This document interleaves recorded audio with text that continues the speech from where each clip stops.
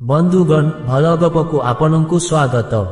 आपण जानती कि जेउ घरे नारीटीए असहाय होई आखिरु लुह गड़ाए सेही घरर भाग्य सेही क्षणी बदली जाए। आपण जानिले आश्चर्य हेबे जे नारीर प्रतिटी लुहर बुंदा पाई जने शक्तिशाली देवता सेही परिवार को अभिशाप दियंती। आपण निश्चय अनुभव करिथिबे केतेबेले सबु किछि थाई मध्य जीवन रे शांति रहे नाही। एहा कोन सेही अभिशापर प्रभाव? केउ परिस्थिति रे नारीर लुह पृथ्वी रे पड़िबा मात्रे स्वर्गर देवता माने रुष्ट हुअंती। मु आजि नेई आसीछि एभली एक गभीर प्रसंग जहा प्रत्येक मनुष्यर जीवनर प्रति मुहूर्त रे आवश्यक। आजिर एही विषयटी ब्रह्मवैवर्त पुराणरु आसीछि जेउठारे स्वयं भगवान नारायण एही रहस्य उन्मोचन करिसंती। बंधुगण समयटी थिला अत्यंत मधुर। श्वेतद्वीपर निश्चल आकाश तले क्षीर समुद्रर अनंत शेषनाग सज्जारे विराजमान थिले प्रभु जगन्नाथ श्री नारायण। सेही समय रे महर्षि नारद निजर वीणा बजाई नारायण नारायण ध्वनि रे गगन पवन प्रकंपित करी सेठारे पहुंचिले। नारदंको मनरे एक गभीर जिज्ञासा थिला। से प्रभुंको पादपद्म रे प्रणाम करी पचारिले, हे प्रभु, आपण तो एही सृष्टिर सर्वज्ञ। आपणक रचित एही संसार रे मु देखुछि जे अनेक समय रे परम धार्मिक व्यक्ति मध्य कष्ट पाउछंती। विशेष करी जेउ घरे नारी माने अश्रुपात करंती सेही घरर श्री काहींकी नष्ट होई जाए। नारीर आखिरु लुह झरिले केउ देवता सेही घर को अभिशाप दियंती। प्रभु श्रीहरि स्मितहास्य करी कहिले, नारद, तुमे एक अति गूढ़ प्रश्न पचारिछ। नारी हेउछि प्रकृतिर स्वरूपा। तार सम्मान उपरे सृष्टिर संतुलन निर्भर करे। एही रहस्य बुझिबाकु हेले तुमकु सत्ययुगर एक प्राचीन घटना शुणिबाकु हेबो। प्रभु कहिले, बंधुगण मने रखंतु, शास्त्र अनुसारे जेउठी नारीर पूजा हुए सेठारे देवता माने बास करंती। किंतु जेउठी तांकु कष्ट दिया जाए सेठारे कौनसी पूजा पाठ काम करे नाही। प्रभु आहुरी कहिले, नारद, बहु वर्ष पूर्वे जने धनी बणिक थिले जाहार नाम थिला धनंजय। तांको पाखरे संपत्तिर अभाव नथिला किंतु तांकर एक बड़ दोष थिला। से निज पत्नी सुलक्षणांको अत्यंत तुच्छ मने करुथिले। सुलक्षणा थिले परम साध्वी एवं शांत स्वभावर। दिने धनंजय अहंकार रे मत्त होई सुलक्षणांको कठोर शब्द रे अपमानित कले। सुलक्षणांको हृदय विदीर्ण होईगला एवं तांको आखिरु लुहर एक बुंदा धरणी उपरे पड़िला। सेही मुहूर्तरे स्वर्गरे एक प्रचंड कंपन सृष्टि हेला। नारद आश्चर्य होई पचारिले, प्रभु, सामान्य नारीर लुहरे स्वर्ग काहींकी कंपिला? सेही लुह बुंदा पृथ्वी रे पड़िबा परे कोन हेला? प्रभु श्रीहरि कहिले, हे मुनि श्रेष्ठ, सेही लुह बुंदा भूमि स्पर्श करिबा मात्रे सेठारे जने देवतांकर क्रोध जाग्रत हेला जिए सेही घरर भाग्यर चाबिकाठी धरि थांती। सेही देवता किए एवं से धनंजयंकु किभली दंड देले ताहा शुणु। भगवान श्रीहरि कहिले, हे नारद, सुलक्षणांको आखिरु जेतेबेले सेही तप्त अश्रुबिंदु धरणी बक्षरे पड़िला सेतेबेले सामान्य जलबिंदु परि मने हेउथिबा सेही लुह प्रकृतरे अग्निशिखा सदृश थिला।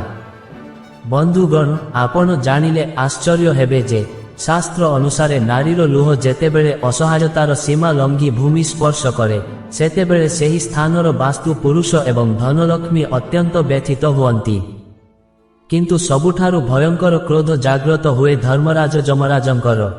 प्रभु कहि चालिले, नारद, धनंजय निज अहंकार रे एते अंध थिले जे से देखि पारिले नाही किपरि तांको ऐश्वर्यर सूर्य अस्त हेबाकु जाउछि। सुलक्षणांको लुह पड़िबा मात्रे सेही घरु मां अन्नपूर्णा एवं मां लक्ष्मी विदाय नेबाकु प्रस्तुत हेले। जेउ देवता सेही मुहूर्तरे अभिशाप देले से हेउछंती शनिदेव। शनिदेव हेउछंती कर्मफल दाता। से देखिले जे जने निरपराधी नारी को मानसिक जातना दिया जाउछि। सेही क्षणी धनंजयंको भाग्य चक्र ओलटी गला। नारद पचारिले, प्रभु, शनिदेव किभली दंड देले? धनंजय तो बहुत बड़ दानी मध्य थिले, कोन तांकर दान पुण्य तांकु रक्षा कला नाही? श्रीहरि कहिले, नारद, बड़ विचित्र एही संसारर नियम। बाहरे हजारे पुण्य कले मध्य जदि निज घरर लक्ष्मी स्वरूपा नारी कांदु थाए तेबे सेही सबु पुण्य पाउंसरे परिणत होई जाए। ଧନଞ୍ଜୟଙ୍କ ବ୍ୟବସାୟରେ ହଠାତ୍ କ୍ଷତି ଦେଖାଦେଲା। ତାଙ୍କର ଜାହାଜ ସମୁଦ୍ରରେ ବୁଡ଼ିଗଲା, ଗୋଦାମରେ ନିଆଁ ଲାଗିଗଲା। କିନ୍ତୁ ସବୁଠାରୁ ବଡ଼ ଦୁର୍ଭାଗ୍ୟ ଥିଲା ତାଙ୍କର ବୁଦ୍ଧି ଭ୍ରଷ୍ଟ ହେବା। ସେ ନିଜର ଶୁଭେଚ୍ଛୁମାନଙ୍କୁ ଶତ୍ରୁ ମନେ କଲେ। ତାଙ୍କର ସମସ୍ତ ସମ୍ପର୍କୀୟ ତାଙ୍କୁ ତ୍ୟାଗ କରିବାକୁ ଲାଗିଲେ। ବନ୍ଧୁଗଣ, ଏହା ହେଉଛି ସେହି ଦୈବୀ ଅଭିଶାପର ପ୍ରଥମ ଲକ୍ଷଣ। ଯେତେବେଳେ କୌଣସି ଦେବତା ରୁଷ୍ଟ ହୁଅନ୍ତି, ସେତେବେଳେ ପ୍ରଥମେ ମଣିଷର ବିବେକ ମରିଯାଏ। ନାରଦ ବ୍ୟାକୁଳ ହୋଇ ପଚାରିଲେ, ତାପରେ କ'ଣ ହେଲା ପ୍ରଭୁ? ଧନଞ୍ଜୟ କ'ଣ ନିଜ ଭୁଲ ବୁଝିପାରିଲେ? ନା ସେହି ଅଭିଶାପ ତାଙ୍କୁ ସମ୍ପୂର୍ଣ୍ଣ ଶେଷ କରିଦେଲା? ପ୍ରଭୁ ଶ୍ରୀହରି ପୁଣି ଏକ ନୂତନ ମୋଡ଼ ଦେଇ କହିଲେ, ଶୁଣ ନାରଦ, ଏହି କାହାଣୀ ଏତିକିରେ ସରିନାହିଁ। ଏବେ ତ ପ୍ରକୃତ ପରୀକ୍ଷା ଆରମ୍ଭ ହେବାକୁ ଯାଉଥିଲା। ଭଗବାନ ଶ୍ରୀହରି କହିଲେ, ହେ ନାରଦ, ଧନଞ୍ଜୟଙ୍କ ଅହଙ୍କାର ଏତେ ବଳବାନ ଥିଲା ଯେ ସେ ପ୍ରଥମେ ନିଜର ଆର୍ଥିକ କ୍ଷତିକୁ ସାମାନ୍ୟ ବୋଲି ଭାବିଲେ। କିନ୍ତୁ ବନ୍ଧୁଗଣ, ଆପଣ ଜାଣନ୍ତି କି? ଶାସ୍ତ୍ର କହେ, ଯେଉଁ ଘରେ ନାରୀର ହୃଦୟ ଜଳେ, ସେହି ଘରର ଚାରିକାନ୍ଥରେ ଅଶାନ୍ତିର ବାସ ହୁଏ। ଧନଞ୍ଜୟଙ୍କ ଘରେ ଏବେ ପ୍ରତିଦିନ କଳହ ଲାଗିଲା। ସେ ସୁଲକ୍ଷଣାଙ୍କୁ ଦୋଷ ଦେବାକୁ ଲାଗିଲେ ଯେ ତାଙ୍କରି ପାଇଁ ହିଁ ସବୁ ଅଶୁଭ ଘଟୁଛି। ପ୍ରଭୁ କହି ଚାଲିଲେ, ନାରଦ, ମଣିଷର ଯେତେବେଳେ ବିନାଶ ସମୟ ଆସେ, ସେ ନିଜର ସବୁଠାରୁ ବଡ଼ ହିତୈଷୀକୁ ହିଁ ନିଜର ଶତ୍ରୁ ବୋଲି ଭାବେ। ସୁଲକ୍ଷଣା ପ୍ରତିଦିନ ଭଗବାନଙ୍କ ପାଖରେ ପ୍ରାର୍ଥନା କରୁଥିଲେ, ହେ ପ୍ରଭୁ, ମୋ ସ୍ୱାମୀଙ୍କର ମଙ୍ଗଳ କରନ୍ତୁ, ତାଙ୍କୁ ସୁବୁଦ୍ଧି ଦିଅନ୍ତୁ। କିନ୍ତୁ ଧନଞ୍ଜୟ ତାଙ୍କର ଏହି ଭକ୍ତିକୁ ଦେଖି ଚିହିଁକି ଉଠୁଥିଲେ। ସେହି ସମୟରେ ଧନଞ୍ଜୟଙ୍କ ଜୀବନରେ ଏକ ବଡ଼ ଦୁର୍ଘଟଣା ଘଟିଲା। ତାଙ୍କର ସମସ୍ତ ବ୍ୟବସାୟିକ ଅଂଶୀଦାର ତାଙ୍କୁ ଧୋକା ଦେଇ ସବୁ ସମ୍ପତ୍ତି ନିଜ ନାମରେ କରିନେଲେ। ଯେଉଁ ଧନଞ୍ଜୟ ଦିନେ ହାତୀ ଘୋଡ଼ାରେ ଚଢ଼ି ବୁଲୁଥିଲେ, ସେ ରାସ୍ତାକୁ ଚାଲି ଆସିଲେ। ନାରଦ ପଚାରିଲେ, ହେ ପ୍ରଭୁ, ଏହା କ'ଣ କେବଳ ଶନିଦେବଙ୍କ ପ୍ରଭାବ ଥିଲା? ଶ୍ରୀହରି କହିଲେ, ନା ନାରଦ, ଏଥିରେ ଦେବରାଜ ଇନ୍ଦ୍ରଙ୍କର ମଧ୍ୟ ହସ୍ତକ୍ଷେପ ଥିଲା। କାରଣ ଇନ୍ଦ୍ର ହେଉଛନ୍ତି ସମୃଦ୍ଧି ଓ ବୃଷ୍ଟିର ଦେବତା। ଶାସ୍ତ୍ର ଅନୁସାରେ ନାରୀର ଲୁହକୁ ବିଷ, ବୃଷ୍ଟି ସହିତ ସମାନ କରାଯାଇଛି। ଯେତେବେଳେ ନାରୀ କାନ୍ଦେ, ସେତେବେଳେ ଇନ୍ଦ୍ରଦେବ ସେହି ସ୍ଥାନର ସମସ୍ତ ଶୁଭ ଉର୍ଜାକୁ ଶୋଷି ନିଅନ୍ତି। ଧନଞ୍ଜୟଙ୍କ ବୁଦ୍ଧି ଏପରି ଭ୍ରଷ୍ଟ ହେଲା ଯେ ସେ ଶେଷରେ ନିଜର ପୈତୃକ ପ୍ରାସାଦକୁ ମଧ୍ୟ ହରାଇଲେ। ବନ୍ଧୁଗଣ, ମନେ ରଖନ୍ତୁ, ଯେତେବେଳେ ଜଣେ ନାରୀ ମାନସିକ ଯନ୍ତ୍ରଣାରେ ଲୁହ ଗଡ଼ାଏ, ସେତେବେଳେ ସେହି ଘରୁ କେବଳ ଧନ ଯାଏ ନାହିଁ, ବରଂ ପରିବାରର ସମ୍ମାନ ଏବଂ ସୁଖ ମଧ୍ୟ ସାଥିରେ ଚାଲିଯାଏ। ନାରଦ ପଚାରିଲେ, ପ୍ରଭୁ, ସବୁ କିଛି ହରାଇବା ପରେ ଧନଞ୍ଜୟଙ୍କର କ'ଣ ହେଲା? ସେ କ'ଣ ଏବେ ମଧ୍ୟ ସୁଲକ୍ଷଣାଙ୍କ ଉପରେ କ୍ରୋଧ କରୁଥିଲେ? ନା ଦୁଃଖ ସମୟରେ ତାଙ୍କର ଆଖି ଖୋଲିଲା? ପ୍ରଭୁ ଶ୍ରୀହରି ଏକ ଗଭୀର ନିଶ୍ୱାସ ନେଇ କହିଲେ, ନାରଦ, ଏବେ ତ ପ୍ରକୃତ କଷ୍ଟ ଆସିବାକୁ ବାକି ଥିଲା।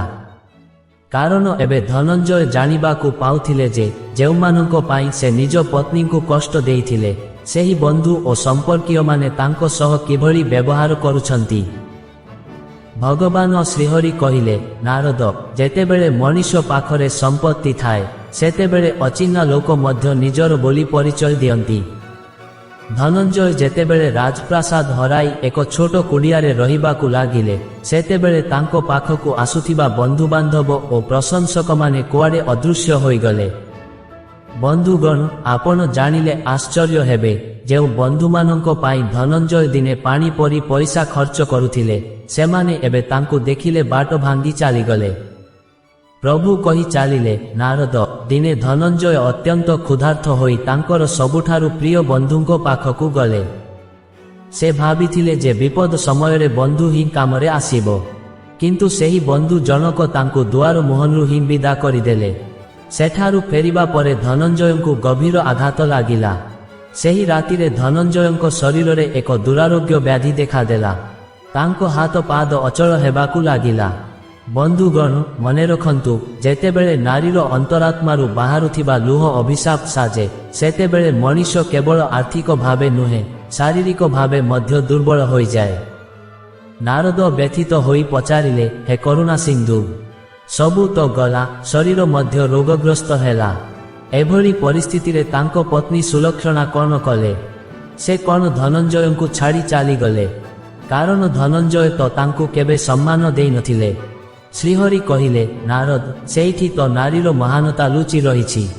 ଯେଉଁ ସୁଲକ୍ଷଣାଙ୍କ ଆଖିରୁ ଧନଞ୍ଜୟ ଲୁହ ଝରାଇଥିଲେ, ସେହି ସୁଲକ୍ଷଣା ହିଁ ଏବେ ତାଙ୍କର ଏକମାତ୍ର ସାହାରା ସାଜିଲେ।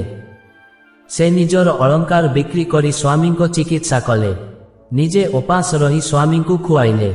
କିନ୍ତୁ ଧନଞ୍ଜୟଙ୍କ ମନରୁ ଅହଙ୍କାର ଏବେ ମଧ୍ୟ ସମ୍ପୂର୍ଣ୍ଣ ଯାଇନଥିଲା।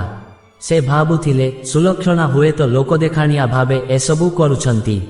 ତାଙ୍କୁ ଲାଗୁଥିଲା ଯେ ଏସବୁ ତାଙ୍କ କର୍ମର ଫଳ ନୁହେଁ, ବରଂ ଭାଗ୍ୟର ଦୋଷ। ନାରଦ ପଚାରିଲେ, ପ୍ରଭୁ, ଶନିଦେବ ଏବଂ ଅନ୍ୟ ଦେବତାମାନେ କ'ଣ ଏହାପରେ ମଧ୍ୟ ଧନଞ୍ଜୟଙ୍କ ଉପରେ ଦୟା କଲେ ନାହିଁ? କେବେ ସରିବ ଏହି କଷ୍ଟର ସମୟ? ଶ୍ରୀହରି ଗମ୍ଭୀର ହୋଇ କହିଲେ, ନାରଦ, ଦେବତାମାନେ ସେତେବେଳେ ପର୍ଯ୍ୟନ୍ତ କ୍ଷମା କରନ୍ତି ନାହିଁ ଯେତେବେଳେ ପର୍ଯ୍ୟନ୍ତ ମଣିଷ ନିଜ ଭୁଲ ହୃଦୟର ସହ ସ୍ୱୀକାର ନ କରିଛି। ଏବେ ଧନଞ୍ଜୟଙ୍କ ଜୀବନରେ ଏକ ଏଭଳି ଘଟଣା ଘଟିବାକୁ ଯାଉଥିଲା ଯାହା ତାଙ୍କୁ ଲୁହର ଅସଲ ମୂଲ୍ୟ ବୁଝାଇ ଦେବ। ଭଗବାନ ଶ୍ରୀହରି କହିଲେ, ନାରଦ, ଦିନେ ଅନ୍ଧକାରାଚ୍ଛନ୍ନ ରାତିରେ ଯେତେବେଳେ ପ୍ରବଳ ବର୍ଷା ହେଉଥିଲା, ସେହି ଜୀର୍ଣ୍ଣ କୁଡ଼ିଆ ଭିତରେ ଧନଞ୍ଜୟ ଯନ୍ତ୍ରଣାରେ ଛଟପଟ ହେଉଥିଲେ। ତାଙ୍କ ରୋଗ ଏତେ ବଢ଼ି ଯାଇଥିଲା ଯେ ସେ ନିଜେ ପାଣି ମୁନ୍ଦେ ପିଇବାକୁ ମଧ୍ୟ ଅସମର୍ଥ ଥିଲେ। ସେହି ସମୟରେ ସେ ଦେଖିଲେ ସୁଲକ୍ଷଣା ଏକ କୋଣରେ ବସି କାନ୍ଦୁଛନ୍ତି। ବନ୍ଧୁଗଣ, ସୁଲକ୍ଷଣାଙ୍କର ସେହି ଲୁହ କିନ୍ତୁ ଅପମାନର ନଥିଲା, ତାହା ଥିଲା ତାଙ୍କ ସ୍ୱାମୀଙ୍କ କଷ୍ଟ ଦେଖି ଜଣେ ପତ୍ନୀର ବ୍ୟାକୁଳତା। ସେ ଭଗବାନଙ୍କୁ ପ୍ରାର୍ଥନା କରୁଥିଲେ, ହେ ପ୍ରଭୁ, ମୋ ସ୍ୱାମୀଙ୍କର ସମସ୍ତ ପାପ ଓ କଷ୍ଟ ମୋତେ ଦେଇଦିଅ, କିନ୍ତୁ ତାଙ୍କୁ ସୁସ୍ଥ କରିଦିଅ। ପ୍ରଭୁ କହି ଚାଲିଲେ। ନାରଦ ସେହି ମୁହୂର୍ତ୍ତରେ ଧନଞ୍ଜୟଙ୍କ ବନ୍ଦ ଆଖି ଖୋଲିଗଲା। ସେ ଅନୁଭବ କଲେ ଯେ ଯେଉଁ ନାରୀକୁ ସେ ଦିନେ ପାଦର ଧୂଳି ବୋଲି ଭାବୁଥିଲେ, ସେ ଆଜି ତାଙ୍କ ପାଇଁ ନିଜ ଜୀବନ ଦେବାକୁ ପ୍ରସ୍ତୁତ। ସେ ମନେ ପକାଇଲେ ସେହି ଦିନ କଥା ଯେବେ ସେ ଅହଙ୍କାରରେ ମତ୍ତ ହୋଇ ସୁଲକ୍ଷଣାଙ୍କୁ ଅପମାନିତ କରିଥିଲେ ଏବଂ ତାଙ୍କ ଆଖିରୁ ପ୍ରଥମ ଲୁହ ଧରଣୀରେ ପଡ଼ିଥିଲା। ଧନଞ୍ଜୟଙ୍କୁ ଜଣାପଡ଼ିଲା ଯେ ତାଙ୍କ ପତନର ଆରମ୍ଭ ସେହି ଦିନଠାରୁ ହିଁ ହୋଇଥିଲା। ନାରଦ ପଚାରିଲେ, ହେ ପ୍ରଭୁ, ଧନଞ୍ଜୟଙ୍କୁ କ'ଣ ବାସ୍ତବରେ ଅନୁଶୋଚନା ହେଲା? ସେ କ'ଣ ବୁଝିପାରିଲେ ଯେ ସେହି ଲୁହ ବୁନ୍ଦାରେ କେଉଁ ଦେବତାଙ୍କ ଅଭିଶାପ ଲୁଚି ରହିଥିଲା? ଶ୍ରୀହରି କହିଲେ, ହଁ ନାରଦ, ଯେତେବେଳେ ମଣିଷ ନିଜ ଭିତରେ ଥିବା ଅହଙ୍କାରକୁ ଜାଳିଦିଏ, ସେତେବେଳେ ହିଁ ତାକୁ ସତ୍ୟ ଦୃଶ୍ୟ ହୁଏ। ଧନଞ୍ଜୟ ବୁଝିପାରିଲେ ଯେ ନାରୀର ଲୁହ ଯେତେବେଳେ ଅନ୍ୟାୟରେ ଝରେ, ସେତେବେଳେ ଅଗ୍ନିଦେବ ମଧ୍ୟ ସେହି ପରିବାରର ସୁଖକୁ ଭସ୍ମ କରିଦିଅନ୍ତି। ଶାସ୍ତ୍ରରେ କୁହାଯାଇଛି, ନାରୀ ଯେତେବେଳେ ଶୋକ କରେ, ସେତେବେଳେ ପିତୃପୁରୁଷମାନେ ମଧ୍ୟ ଜଳ ଗ୍ରହଣ କରନ୍ତି ନାହିଁ। ଧନଞ୍ଜୟ ଲୁହଭରା ଆଖିରେ ସୁଲକ୍ଷଣାଙ୍କ ପାଖକୁ ଗଲେ ଏବଂ ତାଙ୍କ ହାତ ଧରି କ୍ଷମା ମାଗିଲେ। ପ୍ରଭୁ ଆହୁରି କହିଲେ, ବନ୍ଧୁଗଣ, ମନେ ରଖନ୍ତୁ, କ୍ଷମା ପ୍ରାର୍ଥନା ହେଉଛି ସବୁଠାରୁ ବଡ଼ ପ୍ରାୟଶ୍ଚିତ୍ତ। କିନ୍ତୁ ସେହି ସମୟରେ କୁଡ଼ିଆର ଦ୍ୱାର ମୁହଁରେ ଜଣେ ତେଜସ୍ୱୀ ବ୍ରାହ୍ମଣ ଆସି ଉଭା ହେଲେ। ଭଗବାନ ଶ୍ରୀହରି କହିଲେ, ନାରଦ, ସେହି ଝଡ଼ବର୍ଷା ରାତିରେ ଯେତେବେଳେ ଧନଞ୍ଜୟ ଅନୁତାପର ଅଗ୍ନିରେ ଜଳୁଥିଲେ, ସେତିକି ବେଳେ କୁଡ଼ିଆର ଦ୍ୱାରରେ ଦେଖାଦେଲେ ସେହି ତେଜସ୍ୱୀ ବ୍ରାହ୍ମଣ। ତାଙ୍କ ଶରୀରରୁ ଏକ ଅଦ୍ଭୁତ ଦୈବୀ ଆଲୋକ ବିଚ୍ଛୁରିତ ହେଉଥିଲା। ସେହି ବ୍ରାହ୍ମଣଙ୍କୁ ଦେଖି ସୁଲକ୍ଷଣା ସସମ୍ମାନେ ପ୍ରଣାମ କଲେ ଏବଂ ନିଜ ପାଖରେ ଥିବା ସାମାନ୍ୟ ଜଳରେ ତାଙ୍କ ପାଦ ଧୋଇଦେଲେ। ବନ୍ଧୁଗଣ, ଆପଣ ଜାଣନ୍ତି କି, ଶାସ୍ତ୍ର ଅନୁସାରେ ଅତିଥି ସେବା ହେଉଛି ପରମ ଧର୍ମ, ଯାହା ସବୁ ଅଭିଶାପକୁ କ୍ଷୀଣ କରିଦିଏ। ବ୍ରାହ୍ମଣ ଜଣକ ଧନଞ୍ଜୟଙ୍କୁ ଚାହିଁ ଗମ୍ଭୀର ସ୍ୱରରେ କହିଲେ, ହେ ବଣିକ, ତୁମେ ଆଜି ଯେଉଁ କଷ୍ଟ ପାଉଛ, ତାହା କୌଣସି ଶତ୍ରୁର ଷଡ଼ଯନ୍ତ୍ର ନୁହେଁ କିମ୍ବା କେବଳ ଭାଗ୍ୟର ଖେଳ ନୁହେଁ। ଏହା ହେଉଛି ସେହି ଲୁହର ଅଭିଶାପ ଯାହାକୁ ତୁମେ ଦିନେ ଅତି ସାମାନ୍ୟ ବୋଲି ଭାବିଥିଲ। ଧନଞ୍ଜୟ ଆଶ୍ଚର୍ଯ୍ୟ ହୋଇ ପଚାରିଲେ, ହେ ମହାତ୍ମା, ଆପଣ କେମିତି ମୋର ଗୋପନ କଥା ଜାଣିଲେ? ସେହି ଲୁହ ବୁନ୍ଦା ପାଇଁ କେଉଁ ଦେବତା ମୋ ଉପରେ ଏତେ କ୍ରୋଧିତ? ବ୍ରାହ୍ମଣ ହସି କହିଲେ, ଶୁଣ ଧନଞ୍ଜୟ, ଯେତେବେଳେ ଜଣେ ସତୀ ନାରୀର ଆଖିରୁ ଲୁହ ଝରି ଭୂମିରେ ପଡ଼େ, ସେତେବେଳେ ସେହି ଲୁହର ପ୍ରତିଟି ବୁନ୍ଦାକୁ ଧର୍ମରାଜ ନିଜ ହାତରେ ଗ୍ରହଣ କରନ୍ତି। ଧର୍ମରାଜ ଯମରାଜଙ୍କର ଏକ ନିୟମ ଅଛି, ଯେଉଁ ଘରେ ନାରୀ ଅସନ୍ତୁଷ୍ଟ, ସେହି ଘରର ପୁଣ୍ୟଫଳ ସେ ତୁରନ୍ତ ହରଣ କରିନିଅନ୍ତି। ଆଉ ତୁମ କ୍ଷେତ୍ରରେ ସେହି ଲୁହ ବୁନ୍ଦା ପଡ଼ିବା ମାତ୍ରେ ମା ଅଲକ୍ଷ୍ମୀ ତୁମ ଘରେ ପ୍ରବେଶ କରିଥିଲେ। ଅଲକ୍ଷ୍ମୀ ହେଉଛନ୍ତି ଦାରିଦ୍ର୍ୟ, କଳହ ଏବଂ ରୋଗର ଦେବୀ। ଯେଉଁଠି ନାରୀର ଅପମାନ ହୁଏ, ସେଠାରେ ସେ ସ୍ଥାୟୀ ବାସ କରନ୍ତି। ନାରଦ ପଚାରିଲେ, ହେ ପ୍ରଭୁ, ଧନଞ୍ଜୟ କ'ଣ ସେହି ବ୍ରାହ୍ମଣଙ୍କୁ ଚିହ୍ନି ପାରିଲେ? କ'ଣ ତାଙ୍କୁ ସେହି ଅଭିଶାପରୁ ମୁକ୍ତି ମିଳିବାର କୌଣସି ଉପାୟ ମିଳିଲା? ଶ୍ରୀହରି କହିଲେ, ନାରଦ, ସେହି ବ୍ରାହ୍ମଣ ସାଧାରଣ ନଥିଲେ। ସେ ଥିଲେ ସ୍ୱୟଂ ଦେବଗୁରୁ ବୃହସ୍ପତି, ଯିଏ ଧନଞ୍ଜୟଙ୍କ ଅନୁତାପ ଦେଖି ତାଙ୍କୁ ମାର୍ଗ ଦେଖାଇବାକୁ ଆସିଥିଲେ। ବନ୍ଧୁଗଣ, ମନେ ରଖନ୍ତୁ, ଯେତେବେଳେ ପାପର ପ୍ରାୟଶ୍ଚିତ୍ତ ଆରମ୍ଭ ହୁଏ, ସେତେବେଳେ ଭଗବାନ କୌଣସି ନା କୌଣସି ରୂପରେ ସାହାଯ୍ୟ କରିବାକୁ ନିଶ୍ଚୟ ଆସନ୍ତି। ବ୍ରାହ୍ମଣ କହିଲେ, ଧନଞ୍ଜୟ, ତୁମକୁ ଏକ କଠିନ ବ୍ରତ କରିବାକୁ ହେବ, ଯାହା ଦ୍ୱାରା ତୁମ ଉପରେ ଥିବା ଏହି ଭୟଙ୍କର ଦୈବୀ ଅଭିଶାପ ଦୂର ହୋଇପାରିବ। ଧନଞ୍ଜୟ ବ୍ରାହ୍ମଣଙ୍କ ପାଦ ତଳେ ପଡ଼ିଗଲେ। ଭଗବାନ ଶ୍ରୀହରି କହିଲେ, ନାରଦ, ବ୍ରାହ୍ମଣ ବେଶଧାରୀ ଦେବଗୁରୁ ବୃହସ୍ପତି ଧନଞ୍ଜୟଙ୍କ ଆଖିରେ ଅନୁତାପର ଅଶ୍ରୁ ଦେଖି କହିଲେ, ହେ ବଣିକ, ନାରୀର ଲୁହରୁ ସୃଷ୍ଟି ହୋଇଥିବା ଅଭିଶାପକୁ କେବଳ ନାରୀର ସନ୍ତୋଷ ହିଁ ଦୂର କରିପାରିବ। ତୁମକୁ 1 ବର୍ଷ ପର୍ଯ୍ୟନ୍ତ ସମ୍ମାନ ବ୍ରତ ପାଳନ କରିବାକୁ ହେବ। ଏହି ବ୍ରତରେ ତୁମକୁ ନିଜ ପତ୍ନୀଙ୍କୁ କେବଳ ଜଣେ ସହଧର୍ମିଣୀ ନୁହେଁ, ବରଂ ଗୃହଲକ୍ଷ୍ମୀ ରୂପେ ପୂଜା କରିବାକୁ ହେବ। ତାଙ୍କୁ କେବେ ମଧ୍ୟ ଉଚ୍ଚ ସ୍ୱରରେ କିଛି କହିବ ନାହିଁ ଏବଂ ସେ ପିଇବା ପରେ ବଳକା ଥିବା ଜଳକୁ ତୁମେ ପ୍ରସାଦ ରୂପେ ଗ୍ରହଣ କରିବ। ବନ୍ଧୁଗଣ, ଆପଣ ଜାଣିଲେ ଆଶ୍ଚର୍ଯ୍ୟ ହେବେ ଯେ ଶାସ୍ତ୍ର ଅନୁସାରେ ଯଦି କୌଣସି ପୁରୁଷ ନିଜ ପତ୍ନୀଙ୍କୁ କଷ୍ଟ ଦେଇଥାଏ, ତେବେ ତାର ସମସ୍ତ ପୂଜା ପାଠ ନିଷ୍ଫଳ ହୋଇଯାଏ। ବ୍ରାହ୍ମଣ ଆହୁରି କହିଲେ, ଯେଉଁ ଦିନ ସୁଲକ୍ଷଣାଙ୍କ ହୃଦୟରୁ ତୁମ ପାଇଁ ପ୍ରକୃତ ଆନନ୍ଦର ଅଶ୍ରୁ ବାହାରିବ, ସେହିଦିନ ହିଁ ଧର୍ମରାଜ ଯମରାଜ ତୁମ ଭାଗ୍ୟର ଦଣ୍ଡକୁ ଫେରାଇ ନେବେ ଏବଂ ଶନିଦେବ ତୁମ ଉପରୁ କୁଦୃଷ୍ଟି ହଟାଇ ନେବେ। ମନେ ରଖ, ନାରୀର ଦୁଃଖର ଲୁହ ସଂସାରକୁ ଭସ୍ମ କରେ, କିନ୍ତୁ ତାର ସନ୍ତୋଷର ଲୁହ ସ୍ୱର୍ଗର ଦ୍ୱାର ଖୋଲିଦିଏ। ପ୍ରଭୁ କହି ଚାଲିଲେ, ନାରଦ, ଧନଞ୍ଜୟ ସେହିଦିନଠାରୁ ନିଜର ସମସ୍ତ ଅହଙ୍କାର ତ୍ୟାଗ କଲେ। ସେ ଅସୁସ୍ଥ ଥାଇ ମଧ୍ୟ ସୁଲକ୍ଷଣାଙ୍କ ପ୍ରତିଟି କଥାକୁ ଆଦେଶ ଭାବେ ପାଳନ କଲେ। ସେ ଅନୁଭବ କଲେ ଯେ ଯେଉଁ ସୁଖ ସେ କୋଟି କୋଟି ଟଙ୍କାର ସମ୍ପତ୍ତିରେ ପାଉନଥିଲେ, ସେହି ଶାନ୍ତି ସେ ସୁଲକ୍ଷଣାଙ୍କ ସେବା କରିବାରେ ପାଉଛନ୍ତି। ବନ୍ଧୁଗଣ, ଏହା ହେଉଛି ଆଧ୍ୟାତ୍ମିକ ପରିବର୍ତ୍ତନ। ଯେତେବେଳେ ମଣିଷ ନିଜ ଭୁଲ ବୁଝିପାରେ, ସେତେବେଳେ ପ୍ରକୃତି ମଧ୍ୟ ତାକୁ ସାହାଯ୍ୟ କରିବାକୁ ଲାଗେ। ଧନଞ୍ଜୟଙ୍କ ଶରୀର ଧୀରେ ଧୀରେ ସୁସ୍ଥ ହେବାକୁ ଲାଗିଲା। ସେ ଜଣେ ସାଧାରଣ ଶ୍ରମିକ ଭାବେ କାମ କରିବା ଆରମ୍ଭ କଲେ ଏବଂ ଯାହା ରୋଜଗାର କଲେ, ସର୍ବପ୍ରଥମେ ନିଜ ପତ୍ନୀଙ୍କ ହାତରେ ଆଣିଦେଲେ। କିନ୍ତୁ ଏତିକିରେ ପରୀକ୍ଷା ସରିନଥିଲା। ଦିନେ ଏକ ବିଚିତ୍ର ପରିସ୍ଥିତି ସୃଷ୍ଟି ହେଲା, ଯେଉଁଠାରେ ଧନଞ୍ଜୟଙ୍କୁ ପୁଣିଥରେ ନିଜର ଧୈର୍ଯ୍ୟର ପରୀକ୍ଷା ଦେବାକୁ ପଡ଼ିଲା। ସେହି ପରୀକ୍ଷା କ'ଣ ଥିଲା? କ'ଣ ପୁଣିଥରେ ଧନଞ୍ଜୟ ବିଚଳିତ ହୋଇଗଲେ? ନାରଦ ଆତୁର ହୋଇ ପଚାରିଲେ, ପ୍ରଭୁ, ଧନଞ୍ଜୟଙ୍କ ପୂର୍ବ ବନ୍ଧୁମାନେ କ'ଣ ତାଙ୍କୁ ପୁଣି ଅପମାନିତ କଲେ? ସେହି ସମୟରେ ଧନଞ୍ଜୟ କିଭଳି ନିଜକୁ ସମ୍ଭାଳିଲେ? ଶ୍ରୀହରି କହିଲେ, ଶୁଣ ନାରଦ, ସେହି ଘଟଣା ହିଁ ସୁଲକ୍ଷଣାଙ୍କ ଆଖିରେ ସେହି ଆନନ୍ଦର ଅଶ୍ରୁ ଆଣିଥିଲା। ଭଗବାନ ଶ୍ରୀହରି କହିଲେ, ନାରଦ, ଧନଞ୍ଜୟ ଏବେ ସମ୍ପୂର୍ଣ୍ଣ ବଦଳି ଯାଇଥିଲେ। କିନ୍ତୁ ବିଧିର ବିଧାନ ବଡ଼ ବିଚିତ୍ର। ଦିନେ ଧନଞ୍ଜୟ ବଜାରରେ କାମ ଖୋଜୁଥିବା ସମୟରେ ତାଙ୍କର ସେହି ପୁରୁଣା ବନ୍ଧୁଙ୍କ ସହ ଭେଟ ହେଲା, ଯିଏ ଦିନେ ତାଙ୍କୁ ଦୁଆର ମୁହଁରୁ ତଡ଼ି ଦେଇଥିଲେ। ସେହି ବନ୍ଧୁ ଜଣକ ସମସ୍ତଙ୍କ ସାମ୍ନାରେ ଧନଞ୍ଜୟଙ୍କୁ ପୁଣିଥରେ ଅପମାନିତ କରି କହିଲେ, ଦେଖନ୍ତୁ ବନ୍ଧୁଗଣ, ଯେଉଁ ଧନଞ୍ଜୟ ଦିନେ ଅହଙ୍କାରରେ ଆକାଶରେ ଉଡୁଥିଲେ, ସେ ଆଜି କୁଲି ସାଜିଛନ୍ତି। ଏହା ହେଉଛି ତାଙ୍କର କର୍ମର ଫଳ। ବନ୍ଧୁଗଣ, ଆପଣ ଜାଣନ୍ତି କି, ଯେତେବେଳେ ମଣିଷ ନିଜ ଭୁଲ ସୁଧାରିବାକୁ ଚେଷ୍ଟା କରେ, ସେତେବେଳେ ପୁରୁଣା ପାପଗୁଡ଼ିକ ଅପମାନ ରୂପରେ ସାମ୍ନାକୁ ଆସିଥାନ୍ତି। ଧନଞ୍ଜୟଙ୍କୁ ବହୁତ କ୍ରୋଧ ଲାଗିଲା, ତାଙ୍କ ରକ୍ତ ଗରମ ହୋଇଗଲା। କିନ୍ତୁ ସେହି କ୍ଷଣି ତାଙ୍କୁ ବ୍ରାହ୍ମଣଙ୍କ କଥା ମନେ ପଡ଼ିଲା, ନାରୀର ସନ୍ତୋଷ ହିଁ ତୁମର ମୁକ୍ତି। ସେ ଭାବିଲେ, ଯଦି ସେ ଆଜି କଳହ କରନ୍ତି, ତେବେ ଘରକୁ ଯାଇ ସେହି ଅଶାନ୍ତିର ଛାୟା ନିଜ ପତ୍ନୀଙ୍କ ଉପରେ ପକାଇବେ। ସେ ଚୁପ୍ ରହିଲେ ଏବଂ ମଥା ନତ କରି ସେଠାରୁ ଚାଲି ଆସିଲେ। ପ୍ରଭୁ କହି ଚାଲିଲେ, ନାରଦ, ସେହିଦିନ ରାତିରେ ଯେତେବେଳେ ସେ ଘରକୁ ଫେରିଲେ, ସୁଲକ୍ଷଣା ଦେଖିଲେ ଯେ ଧନଞ୍ଜୟଙ୍କ ଆଖିରେ ଲୁହ। ସେ ବ୍ୟାକୁଳ ହୋଇ ପଚାରିଲେ, ସ୍ୱାମୀ, ଆଜି କ'ଣ ହୋଇଛି? ଆପଣଙ୍କୁ କିଏ କିଛି କହିଛି କି? ଧନଞ୍ଜୟ ସବୁ କଥା କହିଲେ ଏବଂ ଶେଷରେ କହିଲେ, ସୁଲକ୍ଷଣା, ମୁଁ ଆଜି ବୁଝିପାରୁଛି ମୁଁ ତୁମକୁ କେତେ କଷ୍ଟ ଦେଇଥିଲି। ଆଜି ସେହି ବନ୍ଧୁଙ୍କ କଥା ଶୁଣି ମୋତେ ଯେତିକି କଷ୍ଟ ହେଉଛି, ତାଠାରୁ 1000 ଗୁଣ କଷ୍ଟ ମୁଁ ତୁମକୁ ଦେଇଛି। ମୋତେ କ୍ଷମା କରିଦିଅ। ବନ୍ଧୁଗଣ, ଯେତେବେଳେ ଧନଞ୍ଜୟ ସୁଲକ୍ଷଣାଙ୍କ ପାଦ ଛୁଇଁବାକୁ ଗଲେ, ସୁଲକ୍ଷଣାଙ୍କ ଆଖିରୁ ଧାର ଧାର ହୋଇ ଲୁହ ଝରିବାକୁ ଲାଗିଲା। କିନ୍ତୁ ଏହି ଲୁହ ଦୁଃଖର ନଥିଲା, ଏହା ଥିଲା ପରମ ସନ୍ତୋଷ ଏବଂ ଆନନ୍ଦର। ସେହି ମୁହୂର୍ତ୍ତରେ ସ୍ୱର୍ଗରେ ପୁଷ୍ପବୃଷ୍ଟି ହେଲା।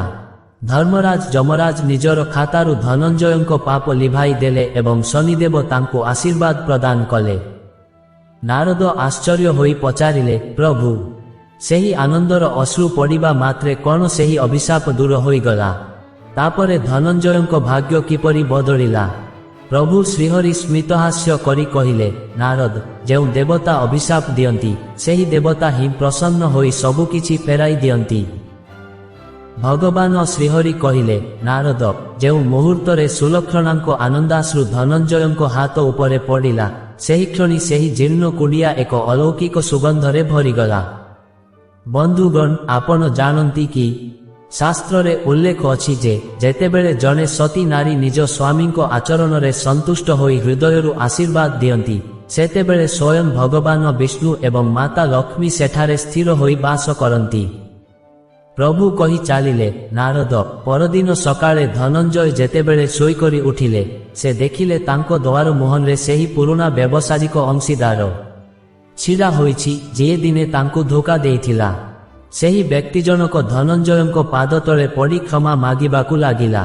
ସେ କହିଲା, ଧନଞ୍ଜୟ ଭାଇ, ମୁଁ ନାହିଁ ନଥିବା ପାପ କରିଥିଲି, କିନ୍ତୁ ଗତକାଲି ରାତିରେ ମୋତେ ସ୍ୱପ୍ନରେ ଜଣେ ତେଜସ୍ୱୀ ଦେବତା ଦର୍ଶନ ଦେଇ କହିଲେ ଯେ ଯଦି ମୁଁ ତୁମର ସମ୍ପତ୍ତି ନ ଫେରାଏ, ତେବେ ମୋର ବଂଶ ନିପାତ ହୋଇଯିବ। ମୁଁ ତୁମର ସବୁ ସମ୍ପତ୍ତି ଏବଂ ସୁଧ ସହିତ ଧନ ଫେରାଇବାକୁ ଆସିଛି। ନାରଦ ବିସ୍ମିତ ହୋଇ ପଚାରିଲେ, ପ୍ରଭୁ, ସେହି ଦେବତା କିଏ ଥିଲେ? କ'ଣ ସେ ଶନିଦେବ ଥିଲେ? ଶ୍ରୀହରି କହିଲେ, ନା ନାରଦ, ସେ ଥିଲେ ବାସ୍ତୁ ପୁରୁଷ। ବାସ୍ତୁଶାସ୍ତ୍ର ଅନୁସାରେ ଘରର ନାରୀ ହେଉଛି ଘରର ମୁଖ୍ୟ ଶକ୍ତି। ଯେତେବେଳେ ସୁଲକ୍ଷଣା ସନ୍ତୁଷ୍ଟ ହେଲେ, ବାସ୍ତୁ ଦୋଷ ଖଣ୍ଡନ ହେଲା ଏବଂ ଅଲକ୍ଷ୍ମୀ ସେହି ସ୍ଥାନ ତ୍ୟାଗ କଲେ। ଧନଞ୍ଜୟଙ୍କୁ ତାଙ୍କର ହଜିଯାଇଥିବା ସମ୍ମାନ ଏବଂ ଐଶ୍ୱର୍ଯ୍ୟ ଫେରି ମିଳିଲା। କିନ୍ତୁ ଏଥର ଧନଞ୍ଜୟ ବଦଳି ଯାଇଥିଲେ। ସେ ପାଇଥିବା ସମ୍ପତ୍ତିକୁ ନିଜର ବୋଲି ନ ଭାବି ତାହାକୁ ଭଗବାନଙ୍କର ଦାନ ଏବଂ ନିଜ ପତ୍ନୀଙ୍କ ପୁଣ୍ୟର ଫଳ ବୋଲି ମାନିଲେ। ପ୍ରଭୁ ଆହୁରି କହିଲେ, ବନ୍ଧୁଗଣ, ମନେ ରଖନ୍ତୁ, ଭାଗ୍ୟ ସେତେବେଳେ ସୁପ୍ରସନ୍ନ ହୁଏ ଯେତେବେଳେ ଆମର କର୍ମ ସୁଧୁରିଯାଏ। ଧନଞ୍ଜୟ ଏବେ ପ୍ରତିଟି ନାରୀକୁ ଜଗଦମ୍ବାଙ୍କ ସ୍ୱରୂପ ମନେ କଲେ। ତାଙ୍କ ରାଜପ୍ରାସାଦ ପୁଣି ଥରେ ହସି ଉଠିଲା। କିନ୍ତୁ ସୃଷ୍ଟିର ଏହି ନିୟମକୁ ନେଇ ନାରଦଙ୍କ ମନରେ ଆହୁରି ଏକ ବଡ଼ ପ୍ରଶ୍ନ ଥିଲା। ସେ ପଚାରିଲେ, ପ୍ରଭୁ, ନାରୀର ଲୁହ ତ ଅଭିଶାପ ଦିଏ, କିନ୍ତୁ ଜଣେ ପୁରୁଷକୁ କେଉଁ କଥା ପ୍ରତି ସର୍ବଦା ସତର୍କ ରହିବା ଉଚିତ, ଏହା ଦ୍ୱାରା କେବେ ଏଭଳି ପରିସ୍ଥିତି ନ ଆସେ? ଶ୍ରୀହରି ଗମ୍ଭୀର ହୋଇ କହିଲେ, ନାରଦ, ସେହି ରହସ୍ୟ ହିଁ ଆଜିର ଏହି ପ୍ରସଙ୍ଗର ସବୁଠାରୁ ବଡ଼ ଶିକ୍ଷା। ସେହି ଶେଷ ରହସ୍ୟ କ'ଣ ଶୁଣୁ। ଭଗବାନ ଶ୍ରୀହରି କହିଲେ, ହେ ନାରଦ, ଧନଞ୍ଜୟ ଏବେ କେବଳ ଧନୀ ନୁହନ୍ତି, ବରଂ ଜଣେ ଜ୍ଞାନୀ ପୁରୁଷରେ ପରିଣତ ହୋଇଥିଲେ। ସେ ବୁଝିପାରିଥିଲେ ଯେ ନାରୀର ଆଖିରୁ ଝରୁଥିବା ଲୁହ କେବଳ ଜଳ ନୁହେଁ, ତାହା ହେଉଛି ଏକ ଶକ୍ତିଶାଳୀ ଦୈବୀ ସଂକେତ। ବନ୍ଧୁଗଣ, ଆପଣ ଜାଣନ୍ତି କି, ଶାସ୍ତ୍ରରେ କୁହାଯାଇଛି ଯେତେବେଳେ ନାରୀର ଲୁହ ଭୂମିରେ ପଡ଼େ, ସେତେବେଳେ ପୃଥିବୀ ମାତା ମଧ୍ୟ କଷ୍ଟ ଅନୁଭବ କରନ୍ତି। କାରଣ ନାରୀ ହେଉଛି ଧୈର୍ଯ୍ୟର ପ୍ରତୀକ, ଆଉ ଯେତେବେଳେ ତାର ଧୈର୍ଯ୍ୟର ବନ୍ଧ ଭାଙ୍ଗେ, ସେତେବେଳେ ସୃଷ୍ଟିର ନିୟମ ଓଲଟପାଲଟ ହୋଇଯାଏ। ପ୍ରଭୁ ଆହୁରି ଗୂଢ଼ ରହସ୍ୟ ଖୋଲି କହିଲେ, ନାରଦ, ଶୁଣ, ନାରୀର ଆଖିରୁ ଲୁହ ଝରିଲେ ସ୍ୱୟଂ ମହାଦେବ ଶିବ ମଧ୍ୟ କ୍ରୋଧିତ ହୁଅନ୍ତି। କାରଣ ପ୍ରତ୍ୟେକ ନାରୀର ଅନ୍ତରରେ ମା ଶକ୍ତି ବାସ କରନ୍ତି। ଯେଉଁ ପୁରୁଷ ଅକାରଣରେ ନିଜ ପତ୍ନୀ, ମା କିମ୍ବା ଭଉଣୀକୁ କନ୍ଦାଏ, ସେହି ପୁରୁଷର ଆୟୁଷ, ବିଦ୍ୟା, ଯଶ ଏବଂ ବଳ, ଏହି ଚାରୋଟି ଯାକ ସେହି କ୍ଷଣି ନଷ୍ଟ ହେବାକୁ ଲାଗେ। ଧନଞ୍ଜୟ ଯେତେବେଳେ ନିଜ ଭୁଲ ସୁଧାରିଲେ, ସେତେବେଳେ ତାଙ୍କ ଘରେ ମା ସରସ୍ୱତୀ ଏବଂ ମା ଲକ୍ଷ୍ମୀଙ୍କର ସମନ୍ୱୟ ଘଟିଲା। ନାରଦ ପଚାରିଲେ, ହେ କୃପାମୟ, ସଂସାରର ସାଧାରଣ ମଣିଷ କେମିତି ଜାଣିବେ ଯେ ସେମାନେ କେଉଁ ଦେବତାଙ୍କ କୋପର ଶିକାର ହେଉଛନ୍ତି? ଶ୍ରୀହରି କହିଲେ, ନାରଦ, ଏହା ଅତି ସହଜ। ଯେଉଁ ଘରେ ସବୁଥାଇ ମଧ୍ୟ ସଦାବେଳେ ରୋଗ ଲାଗି ରହେ, ଯେଉଁଠି ପୁଅ, ବୋହୂ ବା ସ୍ୱାମୀ, ସ୍ତ୍ରୀଙ୍କ ମଧ୍ୟରେ ବିନା କାରଣରେ କଳହ ହୁଏ ଏବଂ ଯେଉଁଠି ଖର୍ଚ୍ଚ ଆୟଠାରୁ ଅଧିକ ହୁଏ, ସେଠାରେ ବୁଝିବାକୁ ହେବ ଯେ ସେହି ଘରର ନାରୀ ଅସନ୍ତୁଷ୍ଟ ଅଛନ୍ତି। ନାରୀର ଅନ୍ତରାତ୍ମା ଯେତେବେଳେ ଦୁଃଖରେ ଜଳେ ସେତେବେଳେ ଘରର କୁଳଦେବତା ମଧ୍ୟ ସେହି ଘର ତ୍ୟାଗ କରି ଚାଲିଯାନ୍ତି। ବନ୍ଧୁଗଣ, ମନେ ରଖନ୍ତୁ, ନାରୀର ଲୁହକୁ ଯିଏ ପୋଛିଦିଏ, ଭଗବାନ ତାର ଜୀବନର ସମସ୍ତ ଦୁଃଖ ପୋଛି ଦିଅନ୍ତି। ଧନଞ୍ଜୟ ଶେଷ ପର୍ଯ୍ୟନ୍ତ ସୁଲକ୍ଷଣାଙ୍କୁ ସମ୍ମାନର ସହ ରଖିଲେ ଏବଂ ତାଙ୍କ ରାଜ୍ୟରେ ଏକ ନିୟମ କଲେ ଯେ ଯେଉଁଠି ନାରୀର ଅସମ୍ମାନ ହେବ ସେଠାରେ କଠୋର ଦଣ୍ଡ ଦିଆଯିବ। ପ୍ରଭୁ ଶ୍ରୀହରି ନାରଦଙ୍କୁ କହିଲେ, ନାରଦ, ଏହି ଗାଥା କେବଳ ଏକ କାହାଣୀ ନୁହେଁ, ଏହା ହେଉଛି ପ୍ରତ୍ୟେକ ଯୁଗ ପାଇଁ ସତ୍ୟ। ନାରୀର ପ୍ରତିଟି ଲୁହର ହିସାବ ବିଧାତା ରଖିଥାନ୍ତି। ନାରଦ ପ୍ରଣାମ କରି କହିଲେ, ହେ ପ୍ରଭୁ, ଆଜି ମୋର ସମସ୍ତ ସନ୍ଦେହ ଦୂର ହେଲା। କିନ୍ତୁ ଏହି ସମ୍ପୂର୍ଣ୍ଣ ବିଷୟର ସାରାଂଶ କ'ଣ ଯାହାକୁ ଶ୍ରୋତାମାନେ ନିଜ ଜୀବନରେ ପାଳନ କରିପାରିବେ?